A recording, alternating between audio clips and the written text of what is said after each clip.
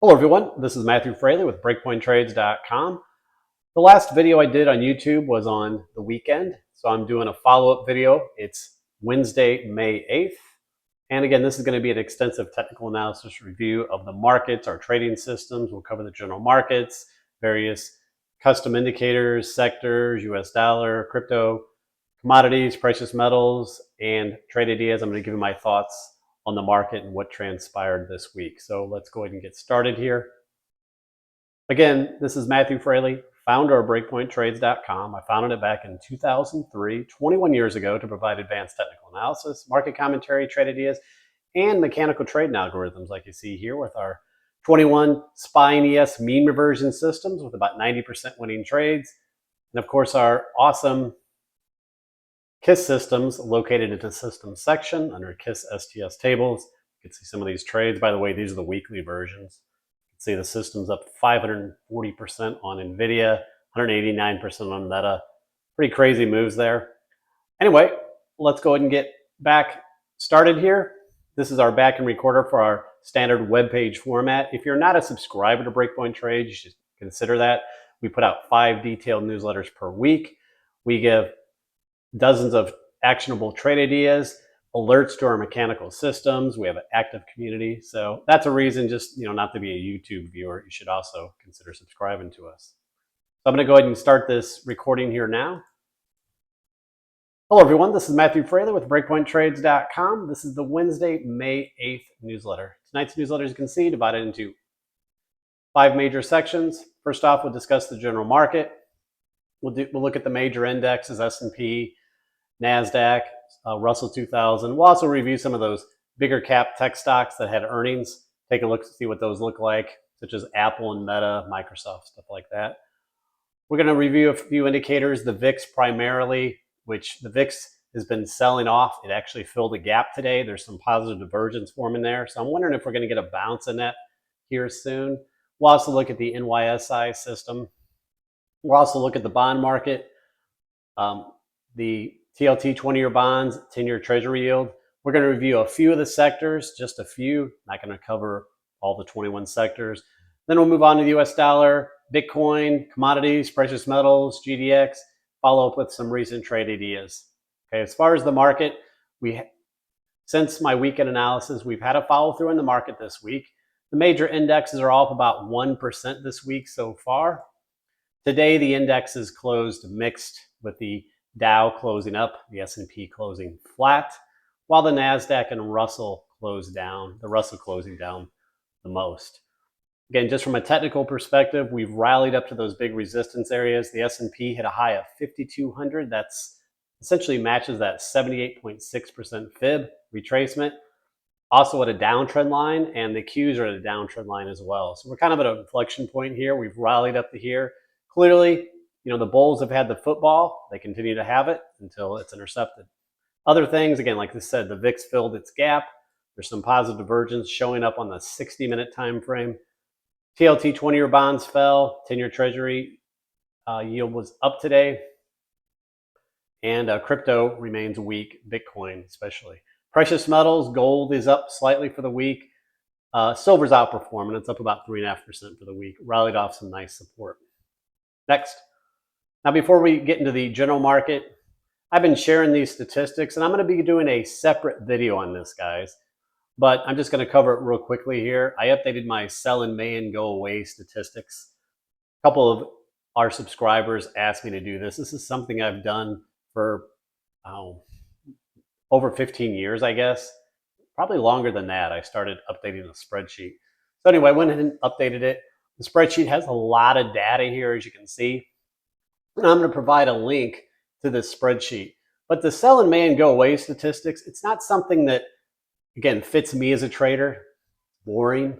It's not something I trade. But what I find fascinating is just the statistics. I kind of nerd out on it. It's just amazing to me. So with this sell in May and go away, and again, I'm using a modified version of this where I'm using a MACD cross. We're looking for earlier entries in October with a MACD cross starting on October 16th. We're looking for earlier exits with a MACD cross starting on April 21st. And I mean earlier crosses. Sometimes they could be later crosses. Sometimes the signals don't occur until well into May or even June, I've seen. Anyway, but with that MACD cross, so the statistics here are pretty astounding. So starting from 1950, starting with $10,000, and then just rolling it over. If you had that $10,000 in the market in those good 6-month time frames of the year, from around mid-October to in the April time frame, that $10,000 turned into about 2.8 million. Okay, not bad. Now, in the other 6 months of the year, let's say you were long only from May till late October, that same $10,000 turned into 7,254. It lost almost 30%. After 75 years, think about it, it lost money. So I still found that astounding, because it shows you that over the history, the vast majority of the money in the stock market, or the gains, has been made in that 1 6-month time frame of the year. Now here's buy and hold. So buy and hold, where you just buy and you don't do anything. Again, this is not taking into account dividends and stuff like that.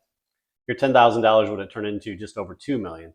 So that good 6 months made more than just buy and hold. And again, the other 6 months you lost money. And you can see it on the curves here. Here's the best 6 months, nice curve. Here's the worst 6 months, where you're only in the market those bad 6 months of the year. You lost money over 75 years. Okay, pretty astounding. Now, the other thing I added here was an interest thing. So let's say someone was going to follow this, right? And they were going to be out of the market. They were only going to be in the market roughly 6 months of the year. They were going to be in cash 6 months of the year. Well, instead of just being in cash, why not throw that money into a money market or treasury bills? So that's what I did. I looked up the interest rate, historical interest rate for the three-month T-bill. All right, and I just computed what you would have made in those 6 months. And actually, I used 5 months, assuming that you had transfer times and stuff like that. You wouldn't get a full 6 months. So now, with a compounded effect, your 2 million turns into 9 million, right? Which is way over the buy and hold. So pretty astounding there. Again, it's not something that fits me as a trader, right? But it is kind of interesting. And why has it worked? Because a lot of the major crashes and bear markets have occurred in the other 6 months of the year. So again, pretty interesting. I've always been amazed about these stats. Again, it's an old adage on Wall Street you've heard about, but with the data compiled here, you could actually see it. Next. So here's the rules that I'm using. So I'm using a sell and may go away modified via a MACD filter. So here's the trade rules. So again, the default sell and may go away has one going long on November 1st, selling or exiting on May 1st. All right. But I'm using a MACD. I'm using a simple standard MACD, 1226.9, to look for earlier or later exits to greatly improve the statistics. So going long, I start on October 16th, and I look for a early signal via a MACD cross. If the MACD has already crossed up over its signal line, you simply go long. If it hasn't, you wait for the MACD to cross up. And same for going to cash. Starting on April 21st and onward, I look for a confirmation exit when the MACD is crossed below its signal line. If it's already crossed, you exit. If it hasn't, you wait until it crosses. Now, why these dates? I did a back test, and these dates were the best, starting on October 16th, starting on April 21st. And then the cash that you have, consider placing those into an interest-bearing instrument such as money market or T-bills. So there you go with that. Again, I'm going to have a separate detailed video on that, folks. Next. Now, again, I'm just showing you that, guys, just to nerd out on the statistics.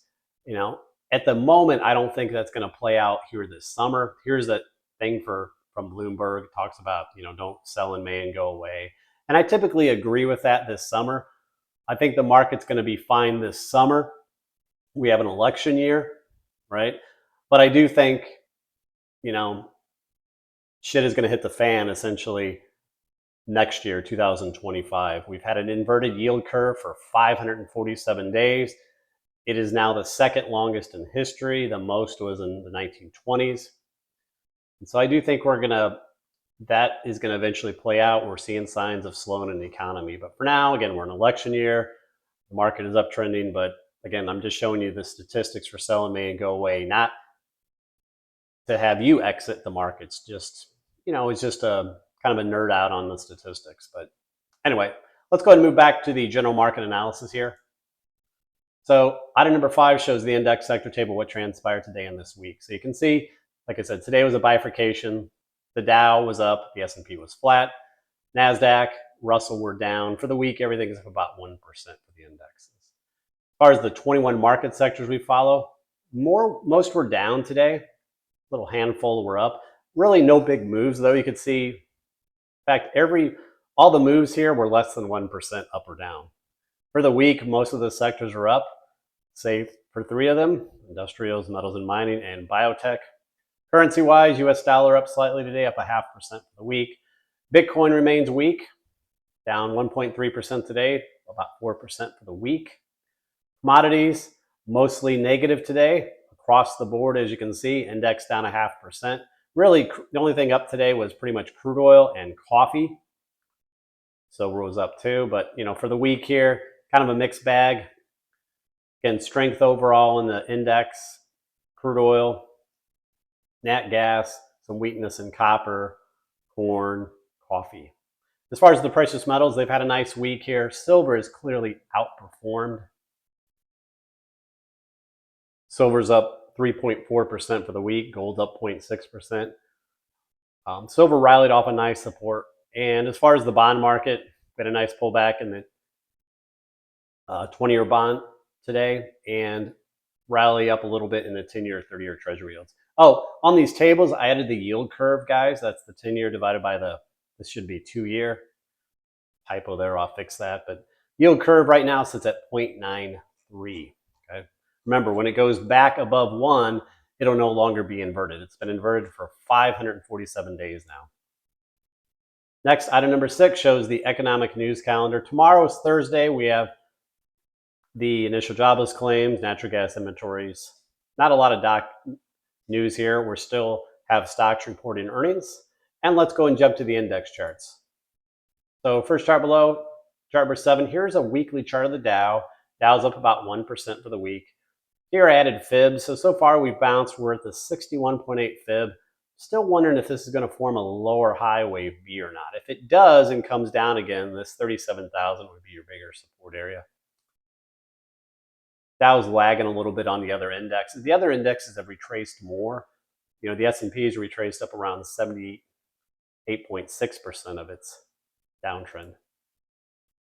Next, chart number 8, here's the daily KISS system for the S&P.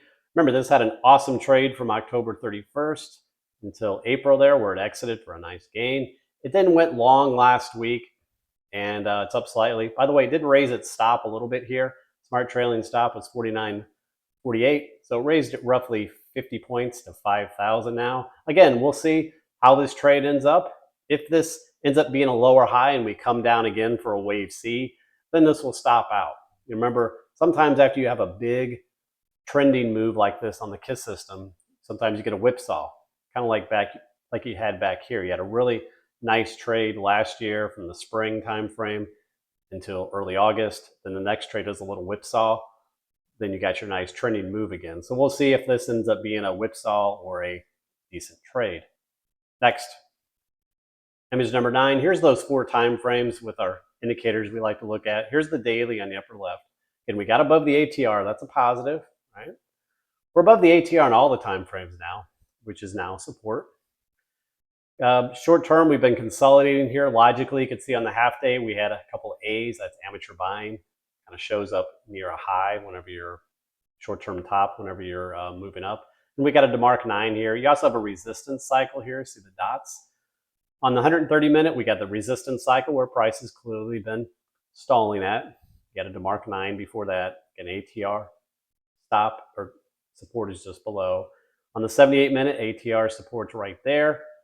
Simply been consolidating sideways. Next. Chart 10, here's a daily view of the S&P. Again, nice move up so far, essentially 3 main waves up. Again, we've retraced about 78.6% of the down move right to 5,200. 78.6 fib was at 5,200, so pretty close, pretty much perfect. Now above this area, okay, on a closing basis, and easily go to the highs. Bulls have the football, obviously. The supports now are the 50-day below and the 10 moving average there. Next. Chart 11, here's a 2-hour chart. So again, so first off, you can see this nice kind of this 3-wave pattern up, right? Yesterday, we stalled at 5,200 right at this downtrend line. So that's your current resistance. And we're just simply consolidating here. So let's see if price can get through here. If we can bust up through here, that would be a good positive, obviously. Next, chart 12, here's a 2-hour time frame. It shows those potential wave counts I showed on the weekend where this is either an ABC, all right? If it's an ABC in red, then you'll eventually form a lower high, then come down again, and a bigger C. And what I mean by bigger C is the move down to the 49.53 would have been A. That would be a B, and then you come down in a C. Anyway, but or the more bullish case is you have a nested 1, 2, 1, 2, and we're working on this wave 3. Again, the wave C here, where you get a lower high, still has not been ruled out, so it is still possible. Again, the further we go, especially if we close above this dotted downtrend line, that becomes much, much less likely. Next. Chart 13, here's a 60-minute chart just showing you essentially the same thing. Downtrend line where we stalled at so far. Resistance right here. Chart 15, here's a 15-minute chart. I will say short term, if you look at this sideways consolidation kind of looks like a wave 3, 4, and maybe we get another pop and a 5. Notice how the moving average ribbon's pinching, squeezing there. So we'll see. Again, that wave 5 could be wave 5 of C, or it could be wave 5 of 3. Next. Chart 15, there's the weekly chart. So far, the S&P is up 1.2% for the week. Again, we're either going to go to new highs here, or you could still potentially form a lower high, then come down again and see. If it did that, and I was honestly hoping it would do that, that would have been a heck of a buying opportunity. Next. Moving on to the NASDAQ, here's the triple Qs, KISS system. Just like on the S&P, it went back long last week. Smart trailing stop still same place, hasn't raised it yet. Chart 17, here's the 4 time frames. Again, similar to the S&P. Note on the daily here, we got a little resistance cycle. You see that showing up with a dot? So that's important. Obviously, we're above the ATR on all the time frames. You notice the A's here, a little amateur buying so far. Prices pulled back a little bit from those. The DeMark, 9. Next. Chart 18, here's a daily chart of the Qs. Again, you see how it's rallied up to this downtrend line? So far, stalling there a bit, so clearly that is a resistance. Next. Chart 19, here's that weekly chart with that potential wave count that I've had in place since last fall. Again, this still has not been invalidated. One view of that was wave 5 of 3 of 5. And we're going to form a lower high here, then come down to 4. But again, for now, the Bulls have the football, and we'll see whatever develops. Chart 20, here's a half-day chart. Again, we've rallied up so far into this supply zone. Okay, so we're within that resistance zone, holding up into it. Chart 21, here's a 2-hour view with the downtrend line where we rallied up to, pulling back a little bit.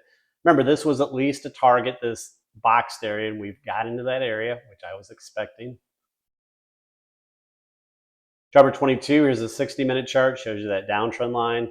And notice you got kind of a coil-like pattern forming here, like kind of similar to the S&P, where this could be a little wave 3, 4. Also, there's an open gap here on the Qs, all the way up to just over 445. That could be a magnet to the upside. Next, chart 23, here's IWM small caps. they've rallied up. You know, they got a little bit over their 61.8 fib. They rallied nicely off that demand zone.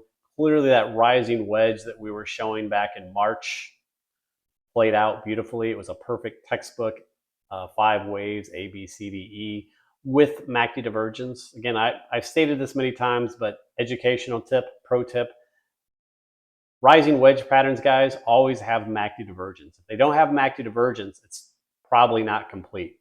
Okay? That's one thing we've learned, that true wedges that are complete have the divergence on the MACD. Anyway, nice rally up. A bearish view would be that it could form a lower high right shoulder here of a head and shoulder. Noting that in Australia's sort of really higher rate. Sorry about that. CNBC started playing in the background. Next, Jabber 24.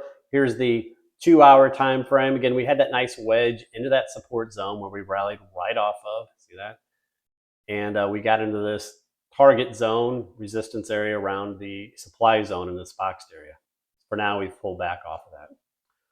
Again, we'll see what happens tomorrow and Friday. Let's move on. Let's take a look at a couple of the big cap tech stocks that have reported earnings over the last week or two. So here's Apple, reported earlier this week, had that nice big gap, pull back a little bit, but still holding up here fairly well, but logical pullback off that 61.8 fib. Next, Jabber 26, here's Meta. As you know, this was on April 24th, had that initial gap down. There's a big open gap there that wasn't filled on the cash. It was filled after hours, but you know, the gaps, I count them if they're filled during the actual cash trading market. Anyway, price is retraced about 50%, but notice you got a confluence of trend line resistance here. This little broken trend line, the downtrend line. If this, also you have the moving average ribbon squeezing on the underside, so it's a bearish squeeze. So volume's also been light on this bounce. You see the lighter volume? This could be a pretty good short up here. If some of these mega cap tech stocks start selling down again, that would put pressure on the market, clearly. Jabber 27, here's Microsoft. So far, it's stalled at that 61.8 fib, but a little bounce today. The bulls need to get it over that level, honestly. Next, Jabber 28, here's AMD. Remember, AMD is at a nice little correction from the March highs. I talked about this last week being a low risk long off that demand zone near the 200-day moving average. And you've had a nice trade, but so far it's stalling around the downtrend channel line. All right, moving on. Jabber 29, here's the VIX, continues to melt down. One thing I want to point out here from an educational standpoint. So this VIX chart, we also look for whenever it closes outside its upper Bollinger Bands and below its lower Bollinger Bands for signals. But notice, closing below its lower Bollinger Bands right now is pretty impossible because the lower Bollinger Band slope is strongly pointing down. Okay, what you need is a bounce in the VIX that'll cause the lower Bollinger Bands to start flattening out and curling up, which would allow that. So that might be saying we're soon going to see a bounce in the VIX because that downward move in those Bollinger Bands isn't really sustainable. Next, Jabber 30, here's another chart that has me a little concerned short term. It's a 60-minute chart of the VIX. It's obviously had a nice meltdown. There was an open gap here, which was a target of ours, and that was clearly filled today, a little bit more than filled. You got another support zone down in here, but now you have some MACD divergence building here. Remember, the VIX trades inverse to the S&P most of the time, so if this were to bounce, then the S&P would pull back. Next, Jabber 31, here's the NYSI 9 EMA crossover system. Remember, this crossed last week, and it actually confirmed on Monday. So if that's something you follow, you would have gotten out of your short or you would have went long. And Jabber 32, here's the NYSI system with the weekly 5-3 stochastics. This was oversold on the weekend I talked about, and it's been moving up here nicely. Next. Moving on to the bond market, Jabber 33, here's high yield corporate. Remember, this made a new high last week, which was a positive generally for the market, and we've moved up this week. Pulling back here a little bit. Yes, support around these moving averages now. Jabber 34, here's the 60-minute chart of the S&P with high yield corporate. So again, I like to follow this because high yield corporate tends to lead. You could see in April on that market sell-off, you got a higher low on high yield corporate. lower low on the S&P, and that was a pretty good indication the market would rally, and it did. Not really seeing much here at the moment. I will say short-term high yield corporate looks a little weaker just short-term, but remember, it did make a new high, unlike the S&P. Next, chart 35, here's the 10-year treasury yield. So far, slight bounce today. Remember, it was getting down near that uptrend channel, and the 50-day moving average, that's your support right now. And chart 36 is the TLT 20-year bonds. Again, they have the opposite chart of the 10-year. Remember, bonds and interest rates move opposite. So instead of an uptrend channel, you have a downtrend channel. Next, chart 37, here's the yield curve. It's now 0.93. This has been inverted now for over 500 days. Okay. So let's take a look at the next chart. Chart 38. Now this chart was originally taken by a game of trades. I showed it before. This chart was actually from back in March. I went ahead, at the time, the yield curve was inverted 511 days. I went and updated that. It's now been inverted for 547 days.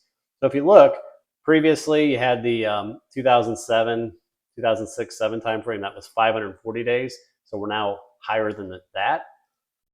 The other time was the 1970s, 534 days or more than that. And of course, the longest one was back there in 26, 27, 28, 700 days. And then of course, then we had the great stock market crash. But anyway, currently at 547 days, this is now the second longest in history that the yield curve has been inverted.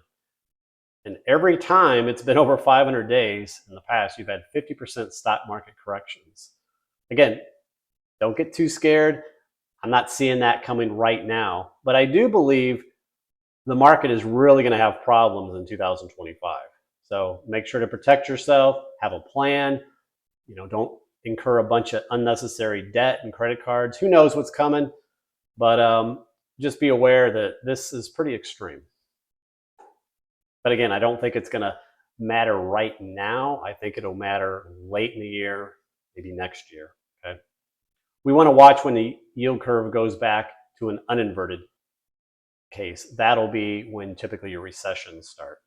There's clearly signs of slowdown in the economy. And again, I do believe a recession will be coming.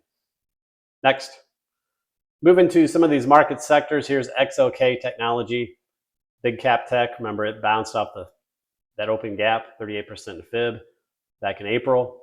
It's rallied up to the downtrend resistance line here, where so far it's stalled here a little bit. Chart 40, here's the semiconductors. Now this did break its little downtrend line, so far riding it, which is a potential support. Chart 41, here's XLP Consumer Staples. I pointed this out on the weekend. It did break out to a new high there. It'll pull back today. Chart 42, XLV Healthcare. This has a bear flag look to it. This could be maybe a low risk short up in here. A stop above that 50-day moving average. Chart 43, Utilities, XLU. This continues to rock and roll. Pointed out this break in the uptrend break here in April, and it just continues to skyrocket. So commodities or utility stocks are doing great. Energy stocks, they continue to be in this consolidation. Here's XLE. So far, we have 3 waves down. We did bounce off a little support area. All right. Now, is that correction done or not? Hard to say. Again, you could be long with the stop right below that 91.35. That's where your stop would be. Chart 45, here's ExxonMobil. You can see this kind of 3-wave pullback. One to watch. You can see it so far, it has been finding support at its 50-day moving average for now. And by the way, it had a dividend in February, so March, April, May. There should be a dividend coming here any day, guys. So you might want to pay attention to that. Might want to check to see when the ex-dividend date is if you want to capture that dividend. Next. Some other things, chart 46, here's the S&P with the China. As you know, China's been leading to the upside. It is pulling back a little bit here the last couple of days, but otherwise it led. Chart 47, yen. That's the triple long ETF. Again, really nice move out of that pattern, pulling back. Now it's pulled back to the 9 EMA here. Maybe it could be an area to reestablish a position if you had scaled out. Driver 48, BABA. This is the weekly chart. I pointed out this multi-year falling wedge. It did break out last week, pulling back. Now what you want to see is you want to see it hold this broken down trend line if you're long. Next, moving on to commodities, chart 49, DBC. Again, so far you had a three-wave ABC pullback. We did bounce off that trend line and those two moving averages, so it was an important area, and the 50% fib. Little pullback here though today, still holding up okay. Chart 50, here's DBC on the weekly. Again, a big coil setting up. And here's the monthly. You can see that coil setting up. Moving average ribbons are squeezing, pinching now on the monthly. MACD is recycled back to 0. Chart 52, crude oil. You know, it stalled at its supply zone back in early April, broke its uptrend channel line early last week. Now it is trying to bounce here around the 50% fib area. Chart 53, natural gas, UNG, nice rally out of that falling wedge we've been showing, a little pullback today. Chart 54, there's the monthly view of natural gas going back to 1995. Like I said, it wasn't a bad area to attempt a long on natural gas. You were at essentially a 30-year, 28-year support going back to 1995. Chart 55, copper. Little pullback here today. Again, it's quite extended. Look how wide the moving average ribbon is. And you can see back there in February when it was pinched, that's when you had your big move. Now it's pretty wide. To me, it looks like it needs a consolidation. Maybe this was an A move down, a B lower high. Maybe we get a C move down. Chart 56, here's the weekly view. Again, you get a couple doji candles on the weekly now. Hell of a rally, though, out of that. I can't talk. Out of that coil that we showed back earlier in the year. Chart 57, DBA, so far bounced back to this week, down up 1.9%. It did bounce off its 20-week EMA. Again, had a heck of a correction over the last couple weeks, though. It was overdue. It was very overbought. That cup and handle more than played out. Chart 58, here's the daily. So you did get a bounce out of it. I actually went long this last week. But I think this bounce is going to form a lower high. So be careful if you're long this. I think it's going to stall around one of these fibs or moving averages and come down again. Next, chart 59, here's uranium, which have been shown as a coil. It did break out early in the week, but pulling back, slightly back below its coil trend line now. Chart 60, there's the weekly. Again, had a nice move up, pulled back. Let's see if it can regain and try again. Next. Chart 61, here's Bitcoin. This is the 4-hour time frame. Last week, it bounced off that little small support area. There's a big thin zone below that, which takes it down to about 51,000. We did bounce off the support, but now we're weakening here again. So if we go down here again, I think we're going to break this, and then Bitcoin could fall to below 50,000. Next, some of the crypto stocks. Mara had a nice bounce over the last week around that 200-day moving average. And MSTR, another one. So far, you got a little lower high in place here. Next, chart 64, US dollar, stalled last week out of that little resistance area. Bounced up a little uptrend line here for now. Chart 65, here's the weekly pattern. Chart 66, Japanese yen. It did bounce last week. We tested that broken support, but became resistance. The Japanese yen is super weak, guys. Here's the monthly chart of the Japanese yen. You do have a potential falling wedge forming with some active divergence, but again, otherwise it is still in a very strong downtrend. Moving on to precious metals, here's gold. So far for the week, gold's up about 0.6%. Still holding that 9-week EMA. Remember, gold had a major breakout, but got quite extended here. So logical pullback. Here's the daily. So far, we've had 3-wave pullback on the daily. We're still above the 50-day moving average. Could this be just a wave 4 and we go up again? We'll see. The ratio here is still holding up okay. Now, gold week is typically weak seasonality from May till mid-July, so that is on my mind. But for now, this is still holding the 50-day. Driver 70, here's GLD. That's the ETF on the 2-hour time frame. We're still counting that move up in April as that completed wave, 5 of 5, and so far that's been playing out. Now, one area that's been stronger is silver. Remember, silver broke out of this absolutely gorgeous ascending triangle pattern. It pulled back and essentially retested that area. That was the area to reestablish some longs. I love buying retests of support. Driver 72, here's SLV. That's the tradable ETF, up 3% for the week. Driver 73, here's the daily on silver. Again, broke out of that resistance, came all the way down, back tested that resistance, became support. That was a very low risk area to buy some last week, early this week. Here's the tradable ETF, SLV on the daily, same pattern. Driver 74, here's the monthly view. You have this big multi-year coil that we broke out of. You know, one target over time would be up here in the 30s. I think silver eventually will go back to the 50s though. Looking at the stocks, here's GDX, the miners, still in this channel. You can see it was up today and stalled at that channel line once again. Driver 77, here's the 60-minute chart we've been showing, this channel. Installed it here. And I also added a little uptrend line here, so you have kind of basically a coil.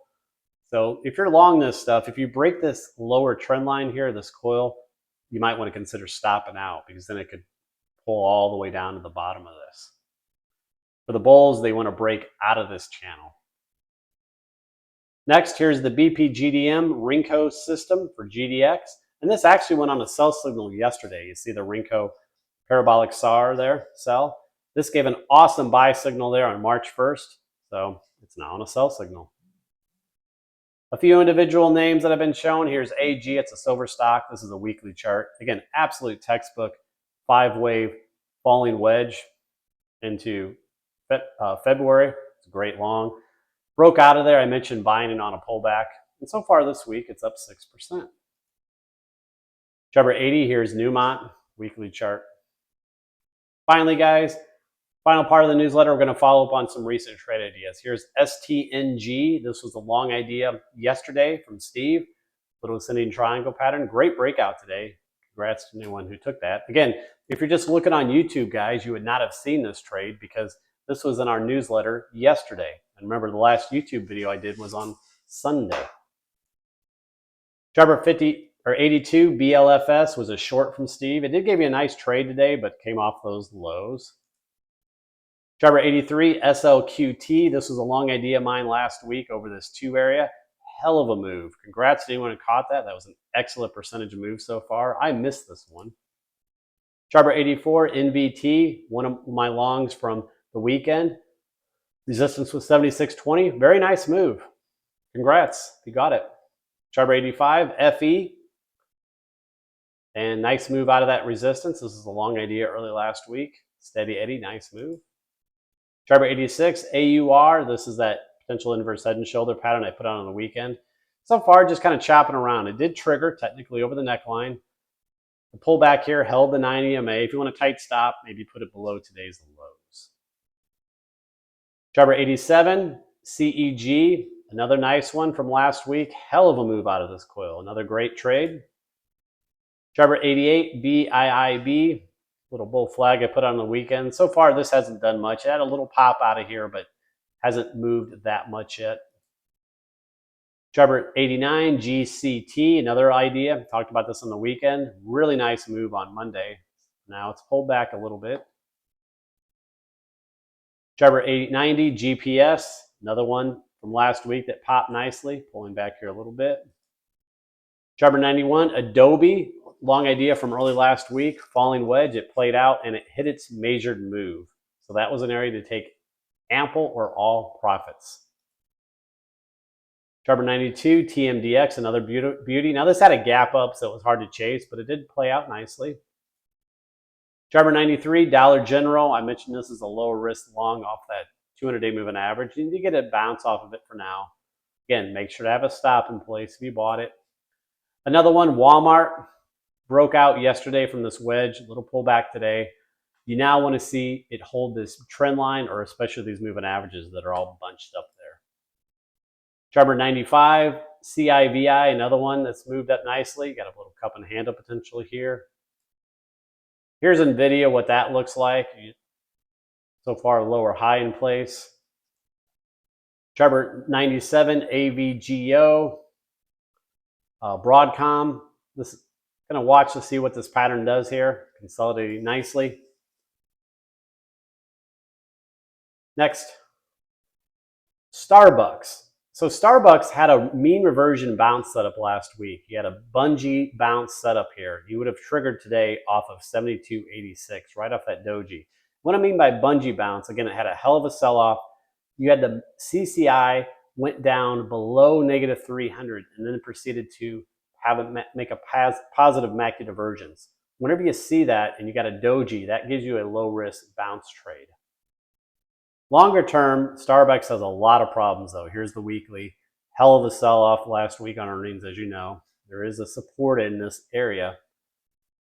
And the monthly chart looks god awful. Again, it's had a nice move from the 2009 lows, but man, you have potential head and shoulder here. Here's your long-term uptrend line is way down here. And, oh, HRTX, it looks like I got the wrong chart in here. Sorry about that, guys. That was there's a long ID on the daily. That was the new one I added tonight. Anyway, we'll see what happens tomorrow. Quick check on futures here. Let's see. ES futures are down about 3 points. So no big movement. We'll see what happens tomorrow, guys. Again, appreciate all the support. And have a good evening. Have a good week. Take care.